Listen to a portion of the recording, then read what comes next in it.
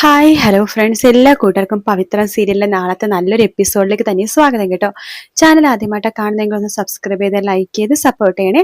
പവിത്ര സീരിയലിന്റെ original version ആയിട്ടുള്ള തമിഴിലെ ഭാഗം കൂടി ഞാൻ ഇതിൽ പറയുന്നുണ്ട്. അതുകൊണ്ട് ഈ ഭാഗം എന്തായാലും നമുക്ക് കാണാൻ വേണ്ടി സാധിക്കും.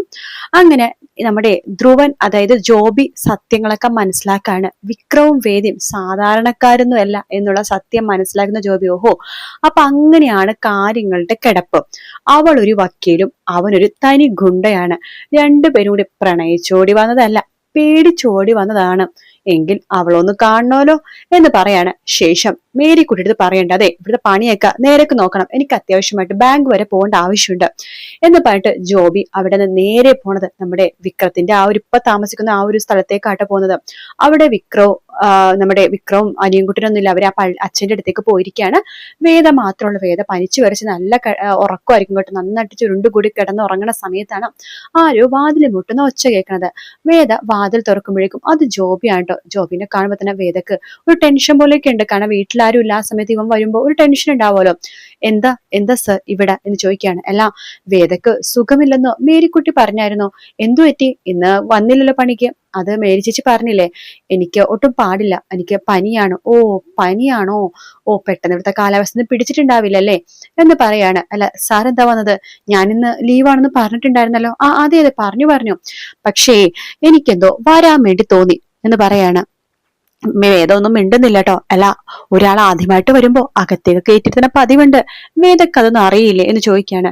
സോറി സർ, ഇവിടെ സാറിന് ചായ ഇട്ട് തരാനൊന്നും ആരുമില്ല, എനിക്ക് വയ്യാതിരിക്കുകയാണ്. ശരി. അല്ല, ഞാനൊരു കാര്യം പറഞ്ഞിട്ട് പോകാന്ന് വെച്ചിട്ട് വന്നതാണ്. എന്താ സർ? അല്ല, താനും തന്റെ ഭർത്താവും കൂടി ഒളിച്ചോടി പ്രണയ വിവാഹമാണ്, ഒളിച്ചോടി വിവാഹം കഴിച്ച് ഇവിടേക്ക് വീട്ടുകാരെ പേടിച്ച് ഇവിടേക്ക് വന്നു എന്നൊക്കെയാണ് മേരി ചേച്ചി പറഞ്ഞത്. താനെന്തോ 10ാം ക്ലാസ് തോറ്റുപോയെന്നോ തന്റെ ഭർത്താവ് 4ാം ക്ലാസ് തോറ്റെന്നോ അങ്ങനെയൊക്കെ എന്തൊക്കെയോ ഒരു കഥ ഇട്ട് വിട്ടുപിടിക്കുന്നുണ്ടായിരുന്നു. അതൊക്കെ ഞാൻ അങ്ങനെ വിശ്വസിച്ചും ചെയ്തു. പക്ഷെ എനിക്ക് ഇപ്പൊ മനസ്സിലായിട്ടോ, രണ്ടുപേരും കൂടിയിട്ടെ പ്രണയിച്ച് പേടിച്ച് ഓടി വന്നതല്ല, അവിടെ കൊലയും കൊലപാതകം ചെയ്തിട്ട് ഓടി വന്നതാണെന്ന്. എന്താ സത്യമല്ലേ എന്ന് ചോദിക്കുകയാണ്. അത് കേൾക്കുമ്പോഴേക്കും വേദ ആകെ ഷോക്ക് ആവാട്ടോ. സാർ എന്തൊക്കെയാ പറഞ്ഞത്? എനിക്കതിനെ കുറിച്ചൊന്നും അറിയില്ല. ആണോ? പക്ഷെ എനിക്കിപ്പോ നല്ല മനസ്സിലായി. ഇപ്പോ ഇന്റർനെറ്റിൽ നിങ്ങളാണല്ലോ താരം. സാർ എന്താ പറഞ്ഞത്? ഒന്ന് ക്ലിയർ ആയിട്ട് പറയുകയാണെങ്കിൽ മനസ്സിലാകും എന്ന് പറയുമ്പോ ജോബി ആ വീഡിയോ കാണിച്ചു കൊടുക്കുകയാണ്. വിക്രം നിർബന്ധപൂർവ്വം വേദന കഴുത്തി താലി കിട്ടുന്ന ആ വീഡിയോ. ഇപ്പൊ മനസ്സിലായില്ലേ, നിങ്ങൾ വൈറൽ കപ്പിൾ ആയിരുന്നല്ലേ? എന്ത് ചെയ്യാൻ, ഈ വീഡിയോ മുമ്പൊന്നും ഞാൻ കണ്ടിട്ടില്ല, പക്ഷെ എവിടെയൊക്കെ നിങ്ങൾ കണ്ട് മറന്ന പോലത്തെ ഒരു ഇത് എനിക്ക് തോന്നുന്നുണ്ടായിരുന്നു കേട്ടോ. അന്ന് ചിലപ്പോ കണ്ടിട്ടുണ്ടാവുമായിരിക്കും, പക്ഷെ അത് ഓർത്തില്ല. പക്ഷെ ഇപ്പതേ വീണ്ടും ഇലക്ഷനൊക്കെ അല്ലേ, ആ സമയം വേണ്ട വീണ്ടും ഈ വീഡിയോ പൊങ്ങി വന്നിട്ടുണ്ട്. അപ്പൊ കണ്ടപ്പോഴാ തോന്നിയത് ഇത് വേദയാണല്ലോ എന്നും. വേദ നമ്മുടെ ജഡ്ജിയുടെ മകളാണല്ലേ? ഓ ഒരു വക്കീലാണ്, എന്നിട്ടാണ് ഇവിടെ തേയില തുള്ളി പറിക്കണത്. വിക്രമാണെന്നുണ്ടെങ്കിലോ തനി ഗുണ്ട, ഒരാള് തല്ലിക്കൊന്നൊക്കെ കേൾക്കുന്നുണ്ട്. എന്റെ വിക്രം ആരെയും തല്ലിക്കൊന്നിട്ടൊന്നുമില്ല. എന്തായാലും ഇവിടുത്തെ പൊറുതി നിങ്ങൾ മതിയാക്കാൻ പോവാണെന്ന് മനസ്സിലായി. കാരണം ഈ സത്യങ്ങളൊക്കെ ഞാൻ ആർക്കെങ്കിലും പറഞ്ഞു കഴിഞ്ഞാലേ നിങ്ങൾക്ക് ഇവിടുന്ന് പോവേണ്ടി വരില്ലേ? നിങ്ങൾക്ക് വേണമെങ്കിൽ കുറച്ചു നാളുകൂടി ഞാനിവിടെ അഭയം തരാം. ഞാൻ നിങ്ങളുടെ കുറിച്ചുള്ള കാര്യങ്ങളൊന്നും ആർത്തും പറയില്ല. കാരണം ഇങ്ങനത്തെ ഫോണൊന്നും യൂസ് ചെയ്യാൻ ഇവിടെ ആർക്കും അറിയത്തില്ല. ഇവിടെ സാധാരണ ഇങ്ങനത്തെ കാര്യങ്ങളൊക്കെ മനസ്സിലാക്കണ ആകെ ഒരാള് അത് ഞാൻ മാത്രമാണ്. എന്റെ വായിന്ന് അറിഞ്ഞാൽ മാത്രമേ മറ്റുള്ളവർ സത്യങ്ങളൊക്കെ മനസ്സിലാക്കുള്ളൂ. അതുകൊണ്ട് വേദയ്ക്ക് വേണ്ടിയിട്ട്, വിക്രത്തിന് വേണ്ടിയിട്ടല്ല, വേദയ്ക്ക് വേണ്ടി ഞാൻ വേണമെങ്കിൽ ഇതൊന്നും ആർത്തും പറയാതിരിക്കാം. പക്ഷെ ഒരു സഹായം അങ്ങോട്ട് ചെയ്യുമ്പോൾ മറ്റൊരു സഹായം ഇങ്ങോട്ടും ചെയ്യണമല്ലോ എന്ന് പറഞ്ഞിട്ട് വേദന മുതലെടുക്കാൻ വേണ്ടി നോക്കാണ് ജോബി. പക്ഷെ വേദ ആരാണെന്ന് ജോബിക്ക് ഇപ്പോഴും മനസ്സിലായിട്ടില്ല.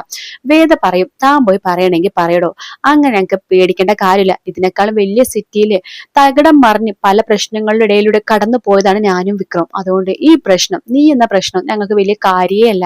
ഓഹോ, അപ്പൊ വെല്ലുവിളിയാണെങ്കിലേ ഈ നാട്ടിൽ നിന്ന് പോകാൻ കുറച്ച് ബുദ്ധിമുട്ടുമല്ലോ.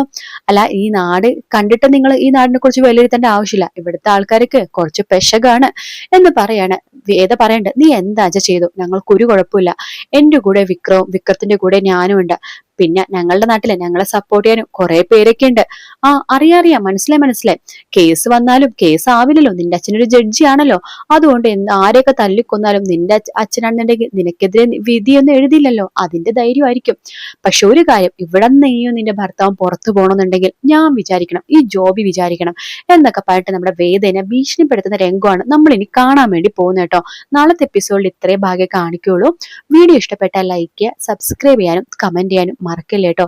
മറ്റൊരു വീഡിയോ ആയിട്ട് കാണാം friends. Take care. Bye bye.